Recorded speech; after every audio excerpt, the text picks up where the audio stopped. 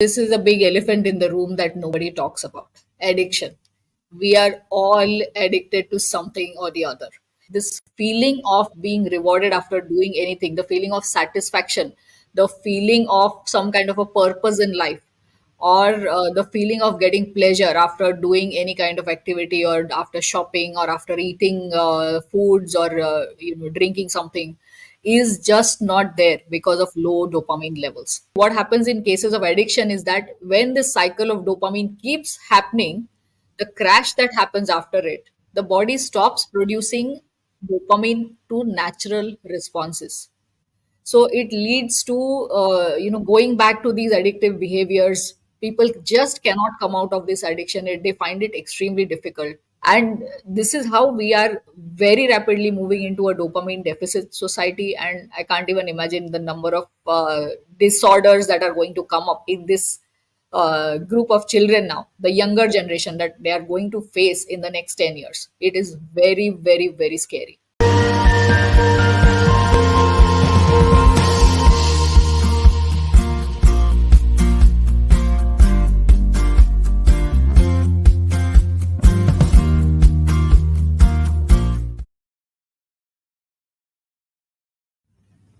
Hello, viewers. Ever wondered why we feel motivated, how we get the sense of pleasure, how we are happy, how we get this sense of achievement, and a lot more things? Let us deep dive into the world of dopamine, our reward hormone, in this podcast with Sujata Gokhale. So, here we are going to learn about how we can get this sense of pleasure, being rewarded, how we can motivate ourselves, and many more things that impact our lives. So, welcome to my co host, Sujata Gokhale. Hi Rashmi, how are you doing? I'm good. How are you? Yeah, I'm motivated. Yes, I So, feel the feeling of pleasure after recording a podcast like this yes, is another level. yes, surely. So, dear viewers, welcome to our series of podcasts on neurotransmitters. If you have missed out on earlier episodes, please find the links in the description given below. In previous podcast, we have talked about our second brain, that is the gut-brain axis, and the bidirectional communication pathway between the gut and the central nervous system, also very commonly known as the gut-brain axis. So we spoke about how the gut microbiota generates metabolites that can potentially influence your physical and mental health. Some of the commonly identified metabolites that include neurotransmitters, and what we have discussed in our previous podcast are like serotonin, melatonin, GABA, and dopamine in this particular podcast. So, dopamine is one of body's neurotransmitters and is involved in our body system for reward, motivation, learning, and pleasure. Activities like shopping or smelling cookies baking in the oven can trigger the release of dopamine, resulting in a dopamine rush. So, this pleasure inducing neurotransmitter also plays a role in reinforcement. That's the reason why we go back for a second helping, or we might go back for another cookie after we have eaten one. So, that is the kind of effect a dopamine has on us. So, Rashmi, can you tell us more about where and how this dopamine is produced? So, dopamine is such an amazing neurotransmitter. It is really, really so amazing. It is our reward hormone. Let me start with that. It is made in the brain and the gut. Now, 50% of our dopamine is made in the gut. Wow. Majority, I mean, we know about the one that is produced in the brain.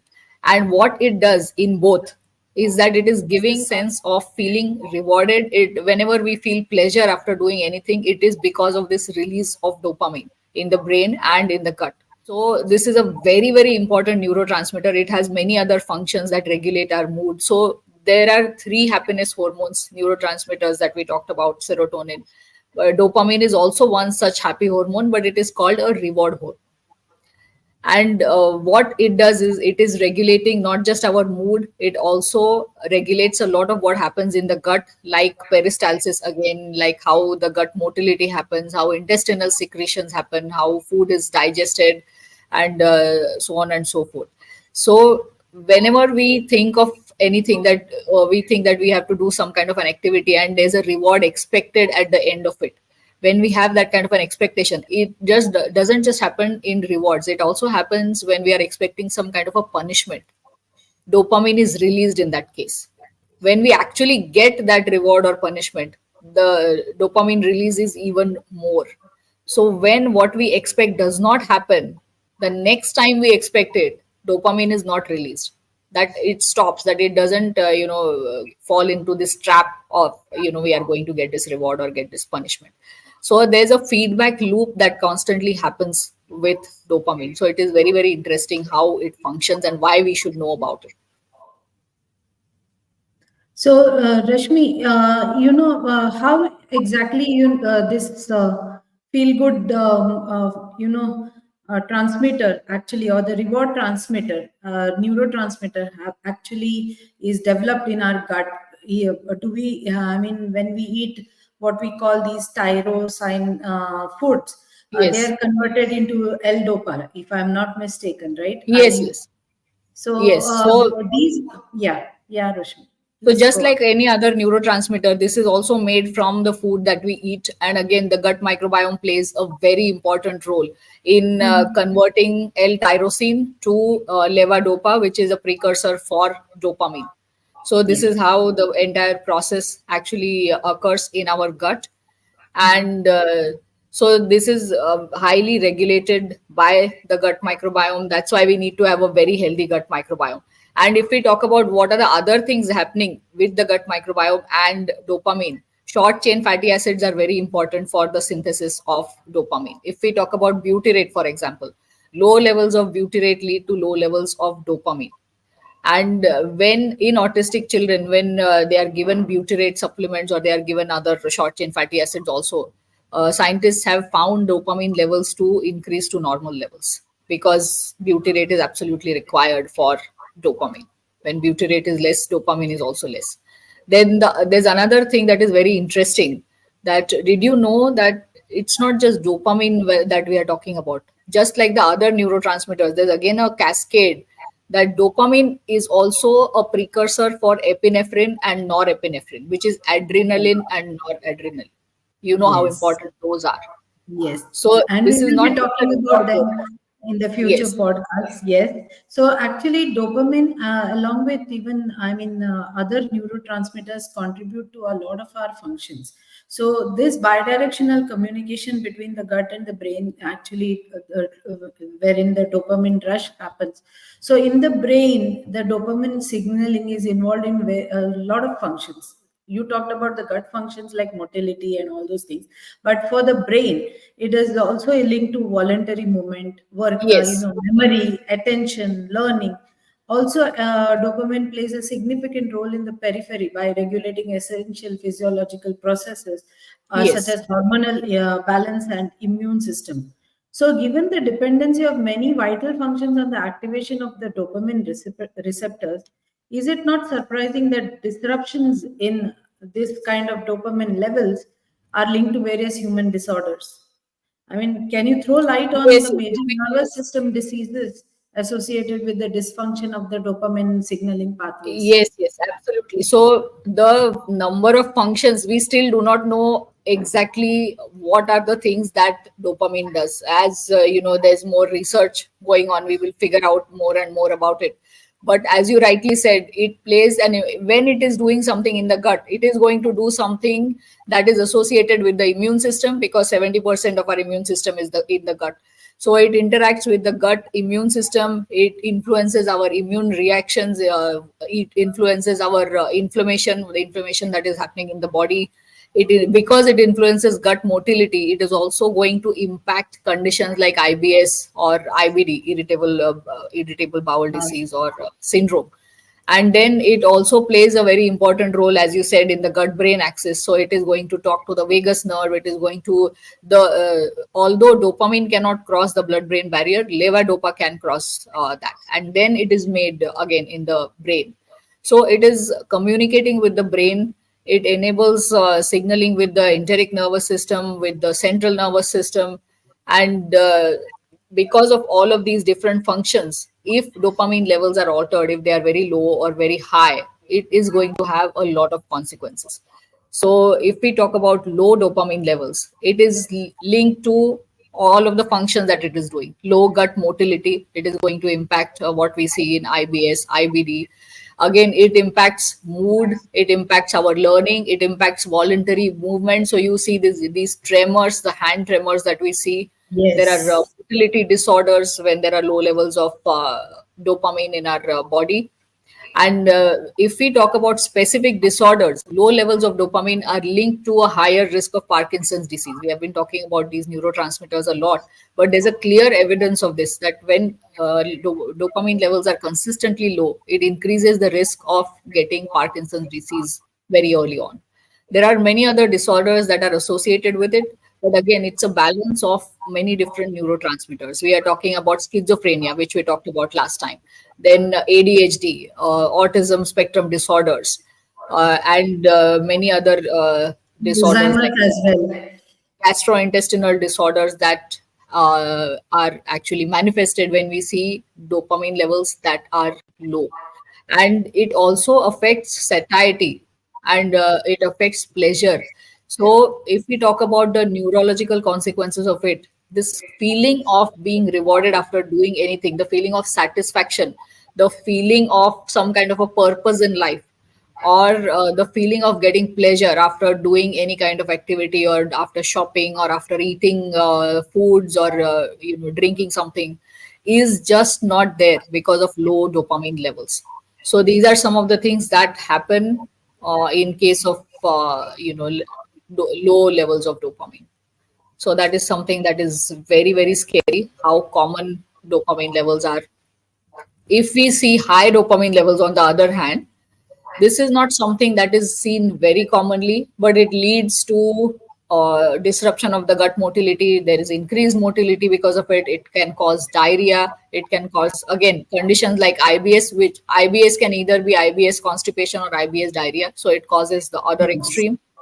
And it can impact the central nervous system directly. It can increase the symptoms of anxiety and depression, if even if levels are very high. So those are the things that are most commonly seen. I'm sure there are many other things that are associated with dopamine levels, but these are the most Yes. common ones. Even sleeplessness is also, commonly related Yes, to it impacts how levels of we sleep as well. dopamine. Yes, sound sleep as well is disturbed, and then Yes, there's restless leg syndrome as well.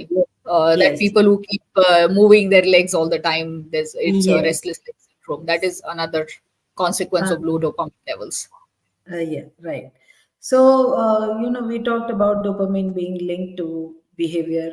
And another thing is about addiction. Can you explain that how dopamine, this feel good neurotransmitter that is known for motivation, learning, and pleasure can turn feeling of reward into addiction? And how can we Yes. prevent from occurring actually? So this is a big elephant in the room that nobody talks about. Addiction. We are Yes. all addicted to something or the other. So if we break down addiction according to different ages, let us accept this, that we are all addicted to something. If we talk about young children, now it, because of societal changes, because people are living in nuclear families, people just don't have time to take care of their children, to babysit their children. It is so easy to just give them some kind of a digital device or let them watch TV, and then they are fine, they are on their own. Even if they're studying, they're using these digital devices. So there's a very significant addiction of digital devices in children. They cannot stop watching these videos, they cannot stop playing video games. Very young children are also on social media quite early, so they are addicted to social media.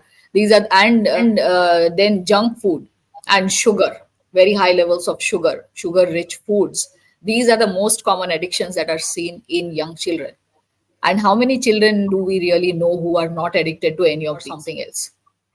The other thing, when we talk about young adults or adults, there are even more things that they are, in addition to all of these, in addition to the screen time, in addition to social media, adults are also prone to addictions to things like alcohol, for watching a lot of content on social media. The other things is again smoking, vaping, and there are many different food addictions that adults can have. So when we are talking about all of these addictions, there's shopping addiction as well. People can be shopaholics, as you said Yes. before. And so everybody has some kind of an addiction to some of these things. If we talk about the elderly, now elderly have different addictions. They might be addicted to even prescription medicines Yes. because they are taking something for pain or some kind of a treatment for diseases that they have, chronic diseases. They even might have that. People might be addicted to gambling. So there are all of these issues in our society. We are not addressing any of those. We are not even aware of the dangers of these addictions. So I just want to highlight some studies that were done on experimental animals. All of the studies that we know of from where we get this information initially start with experimental animals. They are either done on mice or rats or worms or on chimps, and then they are done on humans. So these animal studies have shown that low levels of dopamine in these dopamine depleted animals, they were not even able to go and look for food. It was so sad that when we are having this thing of, oh, we eat food, we feel rewarded, we feel good after that. So because dopamine is not there, these animals were not able to even forage for their own food. They could eat when they were fed that food, but they could not actually look for food. The other very strange thing that happened, which is very scary, is that these experimental animals could not identify risky situations. They could not avoid those risky situations. If they were put in risky situations, they were able to escape those. That behavior was still there, but they were not able to avoid risky situations. Now, if we translate all this to real life in humans, if you think that people will not be able to avoid risky situations in their lives, what do you think will happen? If they cannot control their impulsive behavior, what do you think will happen? Because Uh, we are getting into this addiction of something, what actually happens is that it gives us that instant feeling of being rewarded. So it's that instant gratification that everybody is going for. And then there's a huge rush of dopamine, which is not normal. It is actually a lot more than normal because this is not how humans have evolved to live. This is something that is unnatural. After this huge rush of dopamine, there's a dopamine crash. And then people don't feel very good after that. When this happens continuously, the same thing that caused the addiction does not feel pleasurable anymore. It does not give the same level of pleasure. So we increase it even more. We start watching even more things. And we get annoyed that, oh, it's not giving the same pleasure. Let me watch something else. This video is not good enough. Let me watch something else. And then we go into this cycle. Alcohol also. Oh, this is not enough. It's not giving me the high it used to give me earlier. So I need more. The same with drugs, the same with any kind of content. Shopping. When people shop for a long time and they still do not get the pleasure that they used to get before, it is because dopamine has been excessive. And unfortunately, what happens in cases of addiction is that when this cycle of dopamine keeps happening, the crash that happens after it, the body stops producing dopamine to natural responses. So it leads to going back to these addictive behaviors. People just cannot come out of this addiction. They find it extremely difficult. And what happens is that because the body is not making dopamine naturally, then we have all of these symptoms of low dopamine levels that are happening: tremors in our hands, brain fog, poor memory, poor immune system. And whatever we do, we cannot feel motivated at all. There is disinterest in our work, there's disinterest in studies in children, poor performance in everything. We are seeing this in all kinds of addictions. We are seeing this in most people's lives, even in senior citizens, unfortunately, because there is so much technology. We are so far away from how we are supposed to live, from the natural state of how the human body is supposed to live. And the unfortunate thing about this is, even when people come out of this addiction, even when they try to recover, the dopamine levels do not go back to normal.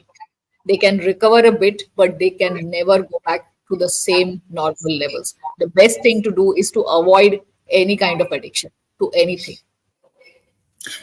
Very interesting information there, Rashmi, because currently we see kids around us, not kind of motivated to do their work as are probably generations before, when getting a grade was enough motivation for them to work towards it, or get rewarded for something with something very small, when they do good at school or at work, or look at their attention levels.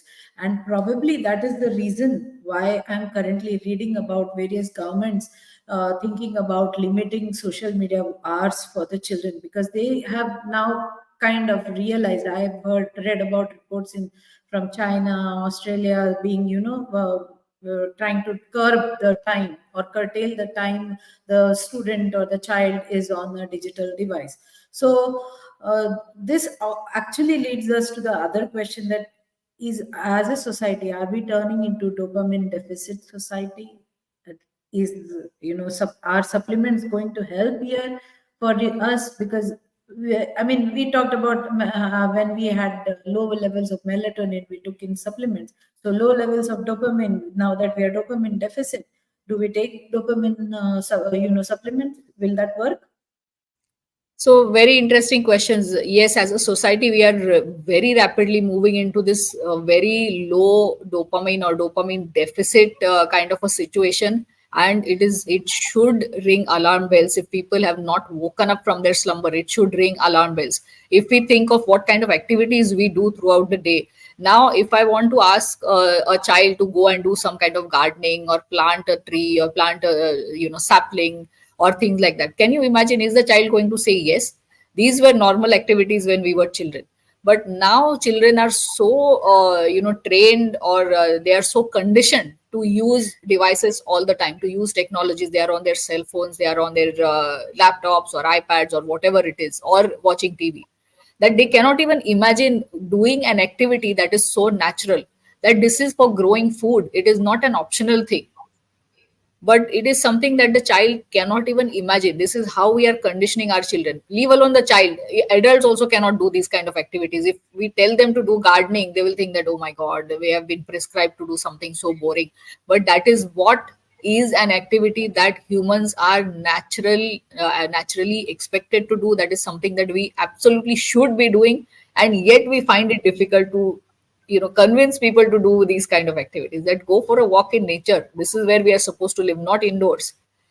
And this is how we are very rapidly moving into a dopamine deficit society. And I can't even imagine the number of disorders that are going to come up in this group of children now, the younger generation, that they are going to face in the next 10 years. It is very, very, very scary.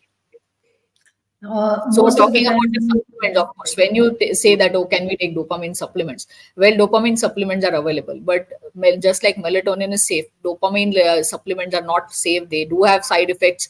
Of course, they are prescribed when people need it. Like in Parkinson's, that dopamine levels are low, and they are given prescriptions of dopamine or dopamine precursors or the vitamins that are required for dopamine. So they have a lot of side effects. But if we think of what are the supplements, the levodopa is a supplement that is given to people so that they can make their own dopamine out of it. It's not necessary that they are going to be able to make it. If they don't have the gut microbiome, they cannot make it. But that is, or their brain can also make it from the levodopa. Then there are different vitamins that can be given, like the vitamin B6, B9, B12. Those are the B vitamins that can be prescribed to increase the levels of dopamine. Then there are precursors of dopamine. Protein rich foods are amazing. So people are given tyrosine or phenylalanine so that they can make dopamine from it. So supplements of these specific amino acids can also be given, but this absolutely needs medical supervision. This needs a prescription. It is not an over the counter thing that just because the society is in a deficit you start taking supplements. That's not something that is going to happen in this case. So And thank you, if we talk Rashmi. about the different The side effects are a lot more because levodopa can cross the blood brain barrier. It Yes, can yes, cause a lot of things. Again, the tremors that I said, irritability, tremors in the hands and feet, feeling extremely low when dopamine levels can go very high. There's again this sense of the purpose being lost, and there are many very weird side effects. It can also cause low blood pressure. yes. Low blood pressure, Low fatigue blood for that. pressure is something that also is a side effect of dopamine supplements. There can be gastric dysfunction. It can influence the appetite and satiety. It can regulate what happens to our mood also. So one has to be very careful in taking supplements like this, because it can. And again, because we know that epinephrine and norepinephrine are made from dopamine, if dopamine is excessive, you know that it is going to impact what happens after that as well. Yes. So the dopamine rush could be not so great when you take a dopamine supplement, because Yes, it could create all that those levels of high which might stay like that, and then you have all the side effects that are related to high dopamine yes. levels that And we it is talked very about. difficult for the body to produce it naturally after that. Yes, yes. So, and then you will need more and more,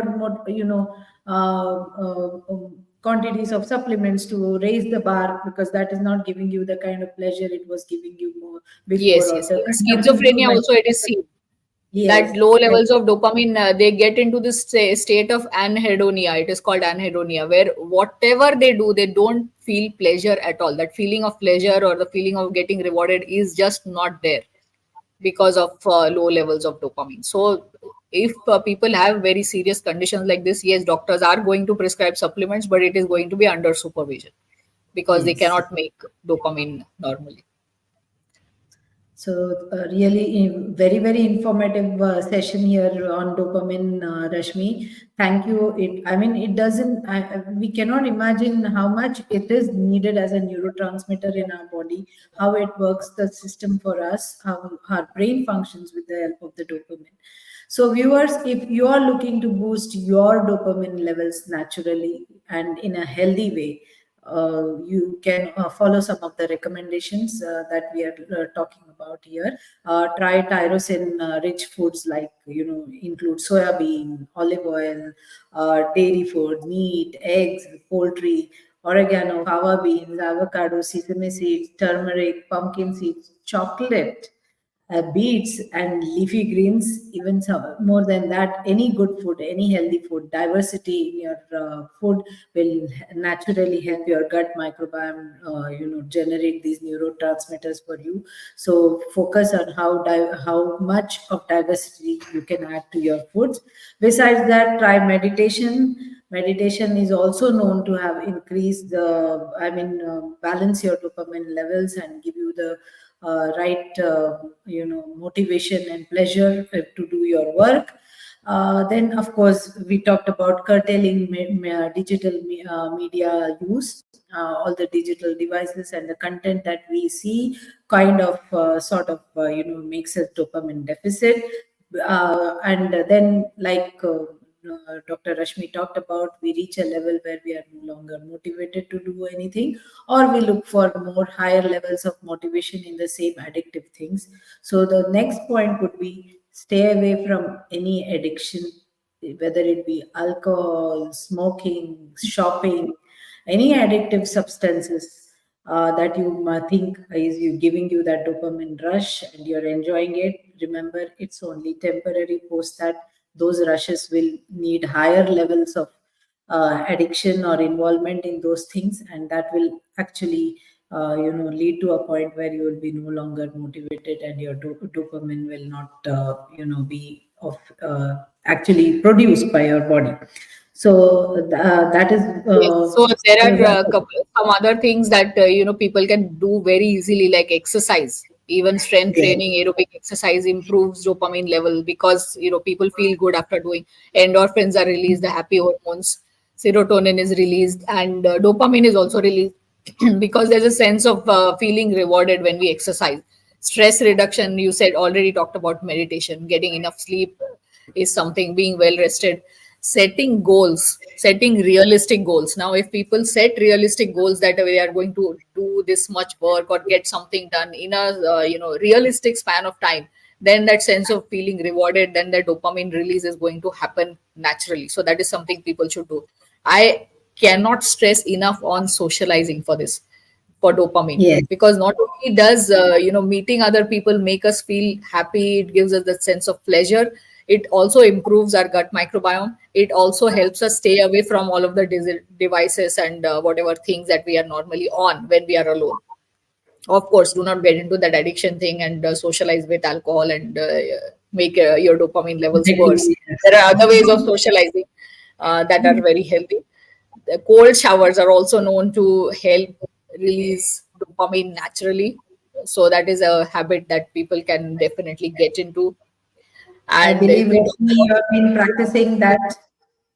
yes, And so I have been practicing that for almost 8 months or 9 months. I don't remember how long, and it has been an amazing experience. So it doesn't matter which place I am in, how cold it is. I have been following that regularly, and it has been an amazing experience. I never thought I would get into this habit, but I'm so happy I did. Again, limiting the exposure to stimulants, to coffee, to tea, whatever, a cup or 2 cups is okay, but getting even addicted to caffeine is not such a great idea, because that dopamine crash is going to happen and it is not going to have the same impact that you loved when you had your favorite cup of tea or coffee. If you want to enjoy your tea or coffee or whatever it is, make sure it is in that limit. It will help you with the dopamine rush. So these are some very, very easy things we can do to live a natural life. We are supposed to be very, very close to nature, enjoy a hobby. Having a hobby also improves, dopamine levels. Make something, build something, draw something, write something, paint something. There are so many things that can be done. These are some very easy ways of improving dopamine levels. And of course, eat a protein rich breakfast. That really right. helps. Protein rich diet throughout the day helps with getting those amino acids that are required to make dopamine. Keep your dopamine levels in the natural state. We do not need Often that I dopamine hear rush, dopamine crash all the time. often we hear students and teenagers talking about saying those activities are not any fun anymore. It's not the fun that has gone out of the activity, it is the dopamine levels in us that has is asking for boosts Yeah, from other that has sources. actually removed the fun out of these activities, because even Yes, schools have started moving away from arts and crafts and more into digital device kind of yes, things that can be done on tabs or can be done on computers. So they yes. really need to move it back to things that Back the children can do physically with their own hands and create something that is going to help regulate levels of dopamine. Very, very true there, Rashmi. Thank you so much for joining us on this podcast and very valuable information. Hoping parents, teachers, and the children, students, value the dopamine that they have in their system and how much it benefits them. Look at ways to, boost it naturally and regulate it naturally. So, thank you once again, Dr. Rashmi, for being on this podcast. Thank you so much. Thank you so much, Sujata. So, viewers, if you learned something new from this, do like, share, and subscribe to our channel. We bring a lot of very relevant information that is going to impact us as a society, that is going to impact the trajectory of what kind of diseases we can prevent, how we can improve the lives of our children. If you find this useful, do make these changes that we have suggested and watch out for the next one.